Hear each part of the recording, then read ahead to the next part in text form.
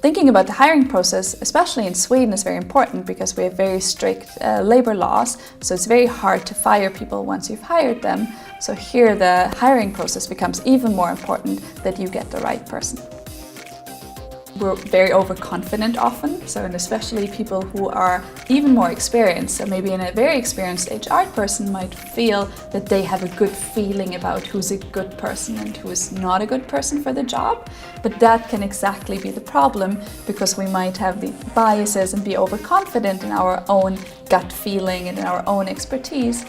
So then it can actually make it even worse than somebody who's less experienced in hiring. So there's an example from the orchestra world before the 70s where they changed this. Only 10% of people in orchestras would be women. But then they decided to have a curtain and people would play behind the curtain for the interview. And from then on, it was about 40% of women now being part of the orchestra. Right? These are the conductors of some of the best orchestras in the world, and they felt that they, of all people, would be able to tell whether somebody was a good or a bad violinist. But just introducing this curtain showed that they were not as good as they thought.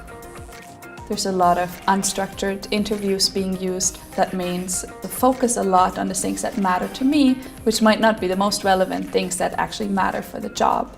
So I might invite somebody in, they also play volleyball, I would play volleyball, and then I think they must be a great team player, they must be a good person, just because they have a similar hobby to me, which is maybe not relevant at all for the job that they're supposed to do. In a structured interview, you would have particular questions that you ask every candidate to make sure that all of them have the same chance of portraying their skills in a particular area. So I think it's a good idea to have one standardized exercise or task that the applicants have to do, so I can really fairly compare all of them on the same scale and for the same exercise that they did. So let's say you want to hire a programmer, so it would be great if you have her do a particular programming task and then see how well she performs compared to other programmers.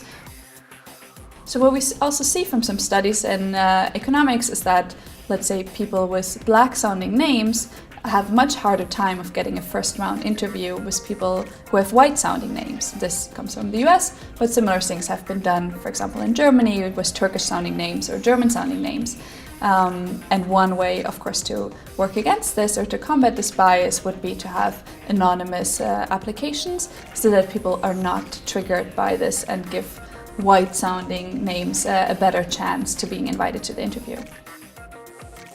So I think nudging can, for example, be reminders at the point of the interview process where we're most likely to succumb to some bias, for example, our overconfidence, thinking that we know more about people than we actually do, or that we like people more who are more like us. And then having a reminder right before the interview that this is something that's likely to happen could potentially help us to pay attention to this.